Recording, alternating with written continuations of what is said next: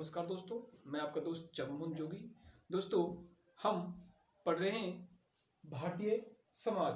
दोस्तों, आप वीडियो देखने से पहले वीडियो को लाइक, शेयर और सब्सक्राइब कर दिया करो, जिससे दोस्तों हमारा मोटिवेशन बढ़ता है और हम आपके लिए दोस्तों और भी कुछ अच्छा करके वीडियो में प्रस्तुत कर सके। दोस्तों, हम पढ़ रहे थे भारतीय समाज और दोस्तों भारतीय समाज में हमने भारतीय समाज की विशेषताएं और दोस्तों भारतीय समाज का अर्थ, परिभाषा और वह विभिन्न विद्वानों के मतों को पढ़ा। दोस्तों, आज हम भारतीय समाज की जो विशेषता है प्रमुख उनको देखते हैं और उनको विस्तार से समझते हैं। दोस्तों, देखते हैं आश्रम व्यवस्था। दोस्तों, आश्रम व्यवस्था का उल्लेख हमें जाबाली उपनिषद में मिलता है, अर्थात जाबाली उपनिषद में हमें आश्रम व्यवस्था का उल्लेख देखने को मिलता है। दोस्तों, इस आश्रम व्यवस्था को हमारे भारतीय समाज में 4 भागों में बांटा गया था, अर्थात पहला था दोस्तों ब्रह्मचर्य आश्रम, दूसरा था दोस्तों गृहस्थ आश्रम, तीसरा दोस्तों वानप्रस्थ आश्रम और चौथा था दोस्तों संन्यास आश्रम। अब बात करें दोस्तों हम ब्रह्मचर्य आश्रम की, तो दोस्तों इसकी जो समय सीमा थी दोस्तों वो 0 से 25 वर्ष थी, अर्थात जन्म से लेकर 25 वर्ष तक ब्रह्मचर्य आश्रम था। अर्थात ये कहें कि ब्रह्मचर्य आश्रम में दोस्तों हम जन्म से लेकर 25 वर्ष तक हमें ब्रह्मचर्य आश्रम का पालन करना पड़ता था। अर्थात ये कहें कि ब्रह्मचर्य आश्रम में दोस्तों हमें जन्म से लेकर 25 वर्ष तक ब्रह्मचर्य अर्थात अपने सारे काम, अर्थ काम, मोक्ष को छोड़कर ब्रह्मचर्य जीवन भी जीना पड़ता था, क्योंकि इस आयु में विद्यार्थी या मनुष्य को शिक्षा धारण करनी पड़ती थी, अर्थात शिक्षित होना पड़ता था। और शिक्षित होने के लिए दोस्तों हमें ब्रह्मचर्य आश्रम का अर्थात ब्रह्मचर्य होना आवश्यक है, इसलिए इस युग में ब्रह्मचर्य आश्रम कहा गया। दोस्तों, आगे बात करें दूसरा गृहस्थ आश्रम, अर्थात दोस्तों गृहस्थ जो आश्रम था वो 25 से 50 वर्ष की एज तक था, अर्थात 25 से 50 वर्ष का जो जीवन यापन था उसे कहा गया गृहस्थ आश्रम, क्योंकि दोस्तों 25 वर्ष के बाद विवाह हो जाता था और विवाह होने के बाद उसे दोस्तों अपना गृहस्थ जीवन जीना पड़ता, अर्थात अपना घर बनाकर रहना पड़ता था, तो इसलिए उसे गृहस्थ आश्रम कहा गया, जिसकी आयु सीमा होती थी दोस्तों 25 से 50 वर्ष। दोस्तों, तीसरा जो था वो था वानप्रस्थ आश्रम। वानप्रस्थ आश्रम में दोस्तों इसके जो आयु सीमा थी वो 50 से 75 वर्ष थी। और वानप्रस्थ आश्रम यह था कि अपने गृहस्थ जीवन के बाद दोस्तों उसे जो भी उसकी संपत्ति होती थी उसको अपने पुत्र को सौंपकर वन की तरफ गमन करना पड़ता था, अर्थात वन की तरफ गमन करना पड़ता था, उसे कहा जाता वानप्रस्थ आश्रम। और वो इन 25 वर्षों को अपने वन में गुजारता था। इस वानप्रस्थ आश्रम के बाद दोस्तों उस जो अगला आश्रम आता है दोस्तों वो होता था संन्यास आश्रम। और इसकी जो आयु सीमा थी दोस्तों वो 75 से 100 वर्ष थी, अर्थात इस आयु सीमा में दोस्तों वह संन्यास अर्थात सन्यासी हो जाता था, अर्थात सन्यासी होकर भगवान का भजन कीर्तन करता था। आगे दोस्तों बात करें हमारे भारतीय समाज में पंच महायज्ञ होते हैं, अर्थात पंच महायज्ञों की बात करें दोस्तों हम, तो पहला जो यज्ञ था वो ब्रह्मचर्य यज्ञ, दूसरा दोस्तों प्रीति यज्ञ, तीसरा देव यज्ञ है ना दोस्तों, और चौथा भूत यज्ञ, और पांचवा दोस्तों अतिथि यज्ञ। ये यज्ञ भी हमारे भारतीय समाज में देखने को मिलते थे। दोस्तों, बात करें पुरुषार्थ की, अर्थात हमारे भारतीय समाज में 4 पुरुषार्थ होते हैं। हमारे भारतीय समाज में 4 पुरुषार्थ होते हैं और 4 पुरुषार्थों में दोस्तों धर्म, काम, अर्थ, मोक्ष, ये 4 बताए गए हैं। धर्म, काम, अर्थ, मोक्ष, अर्थात धर्म कर्तव्यों का निर्वहन करना, अर्थात जो भी मनुष्य के कर्तव्य होते हैं उन कर्तव्यों का क्या करता है, निर्वहन करता है, अर्थात अपनी परिवार का पालन पोषण करना, बड़ों का आदर करना आदि किस में आते हैं, धर्म में आते हैं। उससे क्या होता है दोस्तों, धर्म होता है और क्या करता है, इस धर्म के अंतर्गत ही वो अपने कर्तव्यों का निर्वहन करता है। दूसरा था दोस्तों काम वो क्या करता है, गृहस्थ आश्रम में, अर्थात गृहस्थ आश्रम में रहकर वो संतान उत्पत्ति करता है, जिसे क्या कहा गया, काम कहा गया। दोस्तों, अगला है अर्थ, अर्थात धन कमाना, अपने परिवार का पालन पोषण करने के लिए क्या करता था, वो धन कमाता था, जिसे कहा गया दोस्तों अर्थ। और आगे जाकर दोस्तों वो क्या करता था, मोक्ष आता है, तो मोक्ष का अर्थ होता है दोस्तों संसार से मुक्ति, अर्थात इसके साथ साथ दोस्तों वो भगवान की आराधना करता था, जिससे उसके संसार से क्या हो जाए, मुक्ति हो जाए। दोस्तों, ये थे पुरुषार्थ, 4 पुरुषार्थ।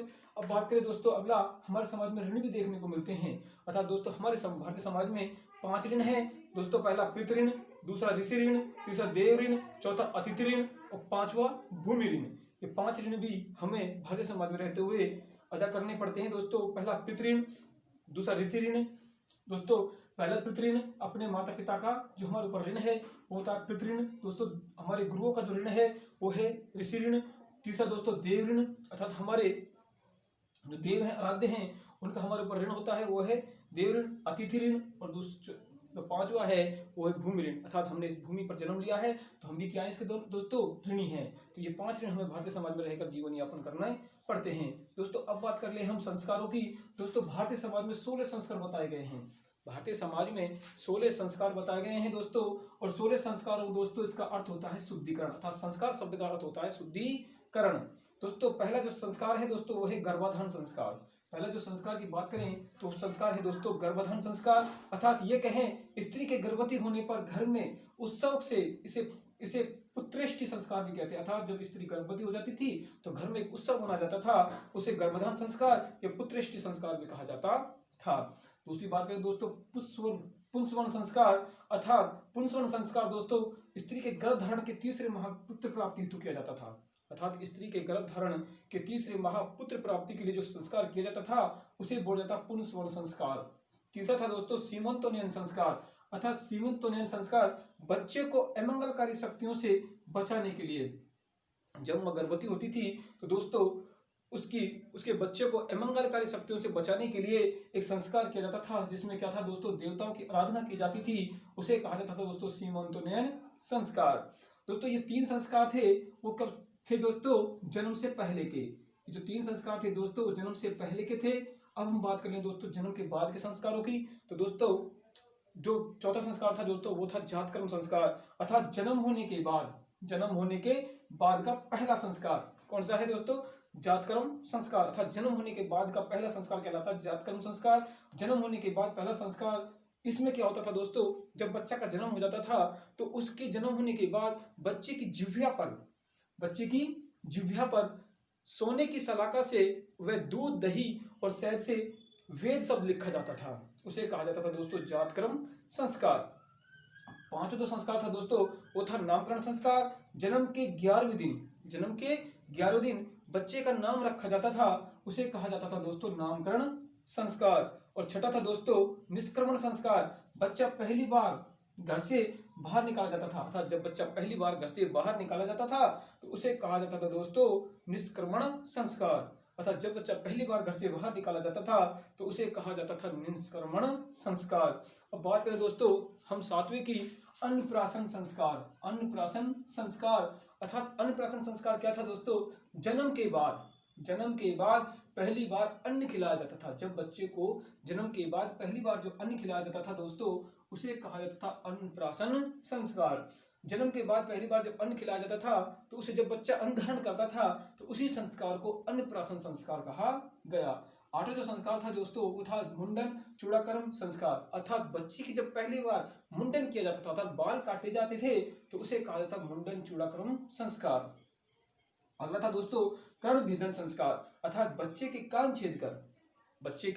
कान छेद कर उसमें पहली बार गायत्री मंत्र का उच्चारण किया जाता था, अर्थात उसे कहा जाता था कर्ण भेदन संस्कार। 10वां था दोस्तों विद्यारंभ संस्कार, अर्थात जब बच्चा पहली बार गुरुकुल में विद्या धारण करने के लिए जाता था या भेजा जाता था वहां उसे कहा गया दोस्तों विद्यारंभ संस्कार, अर्थात विद्या का आरंभ, तो उसे कहा गया विद्यारंभ संस्कार। अगला था दोस्तों यज्ञोपवीत जनेऊ संस्कार। ये दोस्तों 10वें 11वें वर्ष में होता था दोस्तों, ये अक्सर ब्राह्मणों में देखने को मिलता है। अर्थात जब ब्राह्मण जनेऊ धारण करते हैं तो उसे दोस्तों यज्ञोपवीत जनेऊ संस्कार कहा जाता है। 12वां दोस्तों वेदारंभ संस्कार। जब बच्चा गुरुकुल में पहली बार वेदों की शिक्षा धारण करता था तो उसे कहा जाता था दोस्तों वेदारंभ संस्कार। 13वां था दोस्तों केशांत संस्कार। जब बच्चे का गुरुकुल में दोस्तों पहली बार केश जब बाल काटे जाते थे, केशांत, जब गोदान संस्कार अर्थात सिर का मुंडन किया जाता था उसे कहा जाता था दोस्तों केशांत संस्कार। और 14वां था दोस्तों समावर्तन या दीक्षांत संस्कार। जब बच्चा या विद्यार्थी अपनी शिक्षा पूर्ण कर लेता था तो उसे समावर्तन संस्कार, और शिक्षा पूर्ण होने पर दोस्तों वो अपने गुरु को दक्षिणा देता था या गुरु दक्षिणा देता था, उसे कहा जाता दीक्षांत संस्कार अर्थात समावर्तन संस्कार या दीक्षांत संस्कार।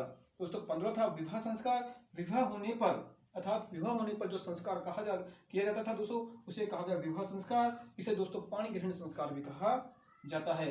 अगला था दोस्तों अंत्येष्टि संस्कार, अर्थात जब व्यक्ति सारे संस्कारों को पूर्ण कर लेता था, अंत में उसकी मृत्यु हो जाती थी और मृत्यु के बाद दोस्तों जो संस्कार होता था उसे कहा जाता था अंत्येष्टि संस्कार। दोस्तों ये थे 16 संस्कार।